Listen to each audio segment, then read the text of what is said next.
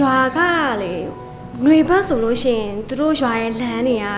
ကားတွေတွားလို့ရရပေါ့နော်မိုးရင်းဆိုလို့ရှိရင်ဒီလမ်းတွေကလှေလမ်းတွေဖြစ်တယ်ဆိုတော့ရွာကຫນွေနဲ့မိုးနဲ့ကိုတော်တော်ရွာရဲ့ပုံစံကတော်တော်ခြားနာတယ်ပေါ့နော်ဒီမှာတို့ဒီစစ်တောင်းမြစ်ကဒီမြန်မာနိုင်ငံ၄ခုမြောက်အရှိဆုံးမြစ်မှာစစ်တောင်းမြစ်ကနုနယ်ပြီးတော့ပြင်ဆင်ပြီးတော့ထိမ့်သိမ်းလို့ရတဲ့အထက်မှာပါသေးရပေါ့နော်ဒါပေမဲ့စစ်တောင်းမြစ်ကိုသူတို့ကဒီဥမာကိုခန္ဓာနဲ့ရှင်ပြီးတော့ပြောမယ်ဆိုလို့ရှိရင်ဥမာခေါင်းကိုဖြတ်တယ်အလက်ကိုဖြတ်ပြီးတော့ဆဲကာတာတွေစောက်တယ်ပေါ့နော်အဲ့ဒါကြောင့်မို့မြစ်လန်းချောင်းတွေကွယ်မြစ်လန်းချောင်းတွေတခြားဖြစ်ပြီးတော့ဒီမြေပြိုမှုတွေဖြစ်တယ်ပေါ့နော်ဆိုတော့